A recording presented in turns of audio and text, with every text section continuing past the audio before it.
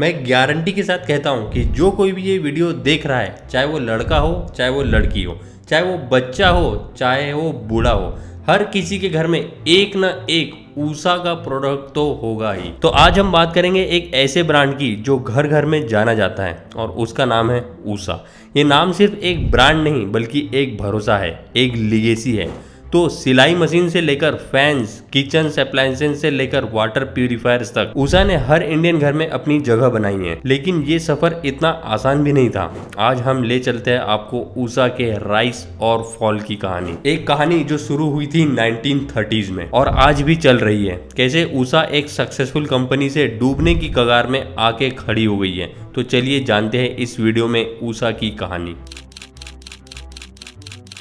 तो 1935 में जब इंडिया अभी भी ब्रिटिश राज के अंडर था, दिल्ली के दिल में एक छोटी सी कंपनी ने जन्म लिया जिसका नाम था जय इंजीनियरिंग वर्क्स।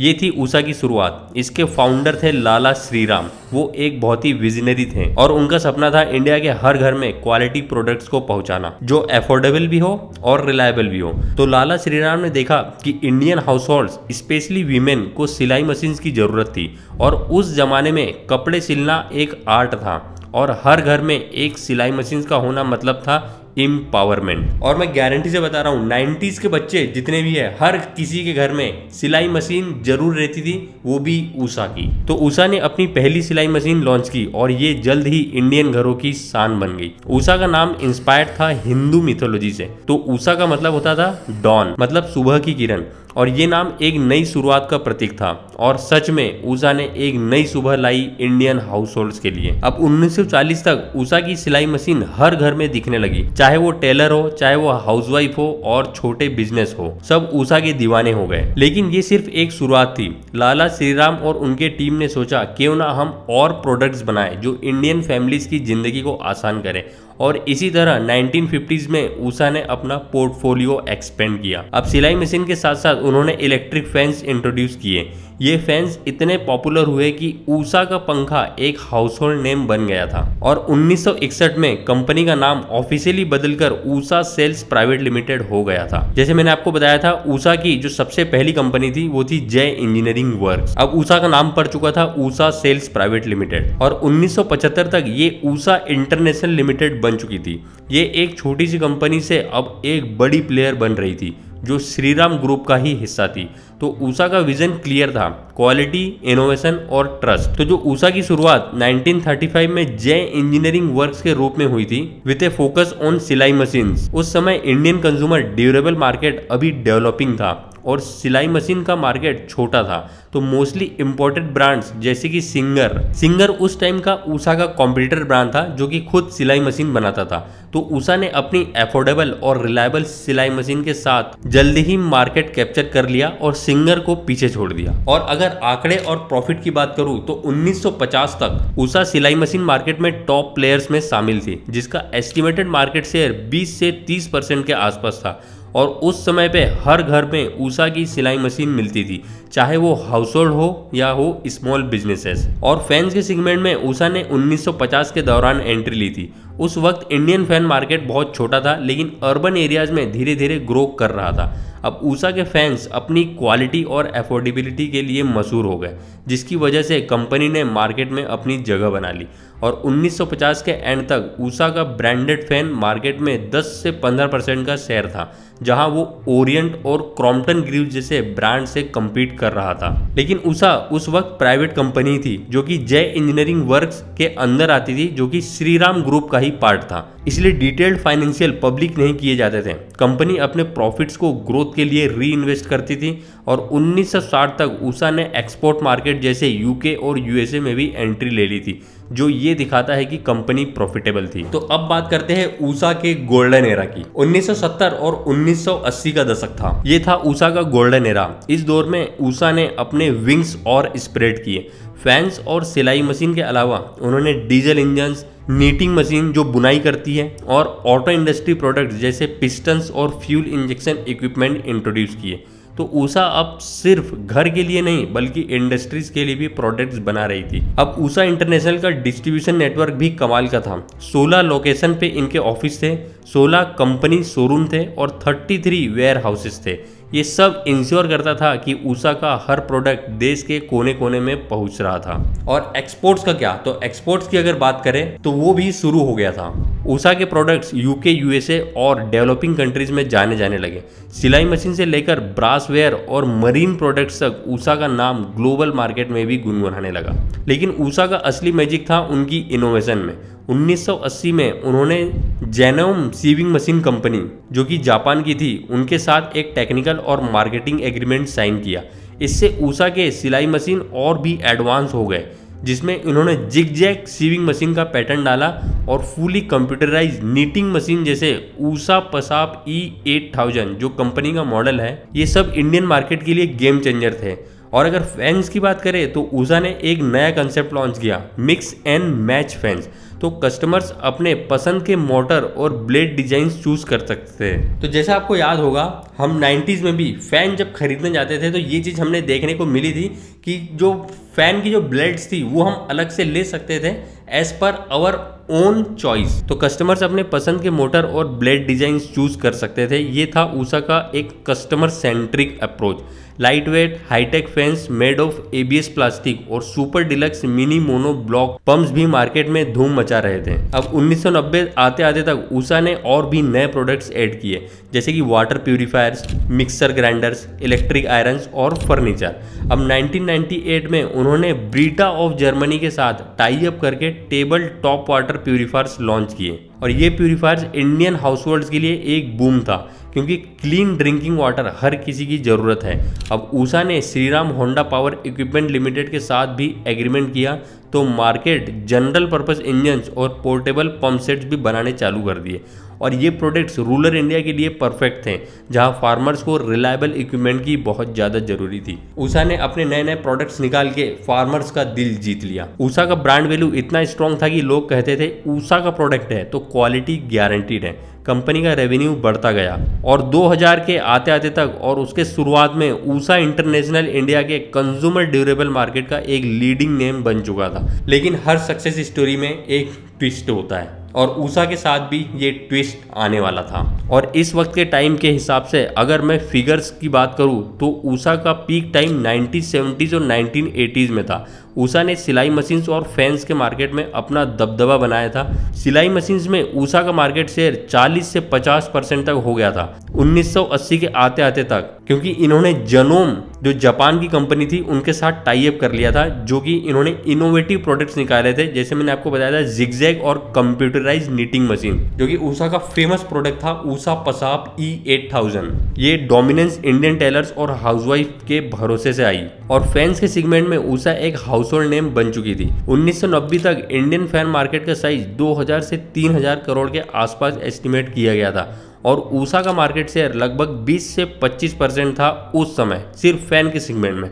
और इसका मेजर रीजन था ऊषा का स्ट्रॉन्ग डिस्ट्रीब्यूशन नेटवर्क। जैसे मैंने बताया था 16 ऑफिसेज, 60 शोरूम और 33 वेयर हाउसेज थे जो ऑल इंडिया प्रेजेंस को सपोर्ट करता था। तो ऊषा के मिक्स एंड मैच फैंस काफ़ी इनोवेटिव थे, जिन्होंने ब्रांड को डिफ्रेंशिएट करने में मदद की। इसके अलावा ऊषा ने कुछ और प्रोडक्ट्स भी बनाए और उसमें एंट्री ली, जैसे कि वाटर प्यूरिफायर्स, स्पेशली 1998 में ब्रीटा के टाई अप के थ्रू हुआ। डीजल इंजन जो मेनली रूरल और इंडस्ट्रियल मार्केट को टारगेट करते थे, और ये सेगमेंट छोटे थे लेकिन ओवरऑल मार्केट शेयर और ब्रांड प्रेजेंस को डाइवर्सिफाई करने में हेल्प मिली थी। तो अब बात करते हैं ऊषा के चैलेंजेस की। कैसे कंपनी इतने ऊपर तक जाने के बावजूद भी इतनी मुश्किलों का सामना करना पड़ा, कैसे कंपनी अपने मुश्किल दौर से गुजर रही है। तो टाइम था ईयर 2000 का और ऊषा के लिए मिक्स बैग था। एक तरफ कंपनी अपने प्रोडक्ट पोर्टफोलियो को एक्सपेंड कर रही थी, जैसे कि LED लाइटिंग, एयर प्यूरिफायर्स और कुकवेयर जैसे नए सेगमेंट्स में एंट्री कर रही थी। लेकिन दूसरी तरफ कंपटीशन बढ़ रहा था। ब्रांड्स जैसे हेवेल्स, क्रॉम्पटन ग्रीव्स और ओरिएंट इलेक्ट्रिक मार्केट में एग्रेसिवली आ रहे थे। और ये सिर्फ कंपटीशन का प्रेशर नहीं था, ग्लोबल मार्केट में भी चैलेंजेस थे। ऊषा के सिंगापुर और मलेशिया के ब्रांचेस लॉसेस फेस कर रहे थे। स्टिफ कंपटीशन और इंक्रीजिंग कॉस्ट की वजह से कंपनी ने इन ब्रांचेस को क्लोज करने का फैसला लिया और ये एक बड़ा सेटबैक था, क्योंकि ऊषा का ड्रीम था ग्लोबल ब्रांड बनने का। तो फाइनेंशियली भी ऊषा को झटके लगे। 2023 के फाइनेंशियल ईयर में ऊषा इंटरनेशनल लिमिट का EBITDA 332.36% डिक्रीज हुआ और बुक नेटवर्थ 45.9% कम हो गया। ये नंबर्स बताते हैं कि कंपनी के लिए ये एक टफ फेस था। और फिर आया इंडियन मार्केट का changing landscape. Urban consumers premium products की तरफ जा रहे थे और रूरल मार्केट्स में इलेक्ट्रिफिकेशन बढ़ने के साथ डिमांड बढ़ रही थी। लेकिन ऊषा के प्रोडक्ट्स का रिप्लेसमेंट साइकिल अर्बन एरियाज में शॉर्ट हो रहा था और न्यू एज कंज्यूमर्स को इनोवेटिव डिजाइन्स और स्मार्ट टेक्नोलॉजी चाहिए थे। तो ऊषा ने कोशिश की अपने प्रोडक्ट्स को मॉडर्नाइज करने की। उन्होंने एनर्जी एफिशिएंट फैंस और एलईडी लाइटिंग पे फोकस किया जो इन्वायरमेंट फ्रेंडली भी थे, लेकिन कॉम्पिटिटर्स के साथ पेस मैच करना मुश्किल था। ब्रांड्स जैसे हेवेल्स और लुमिनियस पावर अपनी एग्रेसिव मार्केटिंग और प्रीमियमाइजेशन के साथ मार्केट कैप्चर कर रहे थे। और एक और चैलेंज था इंपोर्ट्स का डिपेंडेंसी। ऊषा के प्रीमियम डेकोरेटिव लाइटिंग प्रोडक्ट्स का बड़ा हिस्सा चाइना से इंपोर्ट होता था, लेकिन मैन्युफैक्चरिंग को बढ़ाना एक चैलेंज था और इसकी वजह से कॉस्ट हमेशा हाई रहते थे। इन सब चैलेंजेस के बावजूद ऊषा ने हार नहीं मानी। उन्होंने अपने कोर स्ट्रेंथ्स पे फोकस किया, ट्रस्ट, क्वालिटी और वाइड स्प्रेड डिस्ट्रीब्यूशन नेटवर्क। लेकिन ये क्लियर था कि ऊषा को अपने गेम को अप करना होगा to survive in this cut throat market. और इस टाइम के दौरान अगर मैं फिगर्स की अगर बात करूं तो 2000 के समय में ऊषा को काफी टफ कंपटीशन का सामना करना पड़ा था। स्पेशली हेवेल्स, क्रॉम्पटन ग्रूव्स और ओरिएंट इलेक्ट्रिक जैसे स्ट्रॉन्ग ब्रांड्स हैं। फैन सेगमेंट जो ऊषा का ओवरऑल बिजनेस का लगभग 45% था, उसमें वॉल्यूम डी ग्रोथ देखने को मिला। इसका मेन रीजन था मार्केट सेचुरेशन और अर्बन एरियाज में शॉर्टन रिप्लेसमेंट साइकिल। और 2010 तक आते आते इंडियन फैन मार्केट का साइज 8,500 से 9,000 करोड़ के आसपास था, लेकिन ऊषा का मार्केट शेयर गिर के सिर्फ 13.5% रह गया था। जो 1990s का जो पीक था उनका, जहां पे वो 20 से 25% शेयर के मार्केट से आगे था, उससे काफ़ी कम होकर सिर्फ 13% पे आ गया था। अब फाइनेंशियली ये पीरियड ऊषा के लिए काफ़ी चैलेंजिंग रहा। अर्ली 20s में भी ऊषा की रेवेन्यू स्ट्रॉन्ग थी, लगभग 1500 से 2000 करोड़ के बीच, लेकिन राइजिंग कॉस्ट और बढ़ती कंपटीशन की वजह से प्रॉफिट्स स्क्यूज होने लगे। सिंगापुर और मलेशिया जैसे इंटरनेशनल ब्रांचेस का क्लोजर हुआ अर्ली 20s में, जिसकी वजह से एक्सपोर्ट मार्केट में लॉसेस देखने को मिले और 2010 तक प्रॉफिट मार्जिन गिरकर सिर्फ 2 से 5% के बीच रह गया था और एनुअल प्रॉफिट्स का एस्टिमेट सिर्फ 30 से 80 करोड़ के आसपास था। तो 2023 में ऊषा को एक मेजर फाइनेंशियल सेटबैक फेस करना पड़ रहा है इस वक्त। तो दोस्तों, हर कहानी में एक कमबैक होता है और ऊषा की कहानी भी इससे कोई अलग नहीं है। 2010 के मिड से ऊषा ने अपना स्ट्रेटेजी को रिवैम्प किया था। कंपनी ने फोकस किया इनोवेशन और लोकलाइजेशन पे। उन्होंने अपने मैन्युफैक्चरिंग को बढ़ाने का प्लान बनाया, स्पेशली प्रीमियम डेकोरेटिव लाइटनिंग में, जहां उन्होंने लोकलाइजेशन को डबल करने का टारगेट रखा। अब ऊषा ने नए प्रोडक्ट्स लॉन्च किए जो मॉडर्न इंडियन कंज्यूमर के टेस्ट के साथ मैच करते थे। Smart fans, IoT enabled appliances और इको फ्रेंडली LED लाइट्स, ये सब ऊषा के पोर्टफोलियो का हिस्सा बने। तो वो अगर पुराने चार्म की अगर बात करें तो वो भी वापस आ गया है। ऊषा के फैंस अभी भी 45% ऑफ देयर बिजनेस का कोर है, proving that their legacy products still have a strong hold. आज भी 16 लोकेशन पे उनके ऑफिस है, 60 शोरूम है और 33 वेयर हाउस इंश्योर करते हैं कि ऊषा का हर प्रोडक्ट देश के हर कॉर्नर में अवेलेबल हो। और सस्टेनेबिलिटी का क्या, तो ईसा ने इस पे भी फोकस किया। उनके LED लाइट्स और एनर्जी एफिशिएंट फैंस एनवायरनमेंट के लिए भी एक पॉजिटिव स्टेप है। कंपनी का मिशन क्लियर है, excellence in every sphere, customer satisfaction और ट्रस्ट। तो 2024 तक ऊषा इंटरनेशनल लिमिटेड का ऑपरेटिंग रेवेन्यू 500 करोड़ से भी ज़्यादा था, proving that they are still a major player. लेकिन चैलेंजेस अभी भी है, कॉम्पिटिटर्स का प्रेशर, चेंजिंग कंज्यूमर डिमांड्स और ग्लोबल इकोनॉमिक फ्लक्चुएशंस, ये सब ऊषा के लिए हर्डल्स हैं। पर जैसे ऊषा का नाम सजेस्ट करता है, डॉन, ये कंपनी हर सुबह नए जोश के साथ उठती है। 2010 के मिड से ऊषा ने अपनी स्ट्रेटेजी को रिवैम्प किया है। तो दोस्तों, ये थी ऊषा इंटरनेशनल की कहानी। एक छोटी सी शुरुआत से लेकर इंडिया के कंज्यूमर ड्यूरेबल मार्केट के टॉप प्लेयर्स में से एक बनने तक, ये कहानी है विजन, इनोवेशन और रिसाइलेंस की। ऊषा ने दिखा दिया कि चैलेंजेस के बावजूद अगर आप अपने कोर वैल्यूज पे स्ट्रांग हो तो आप वापस उठ सकते हो।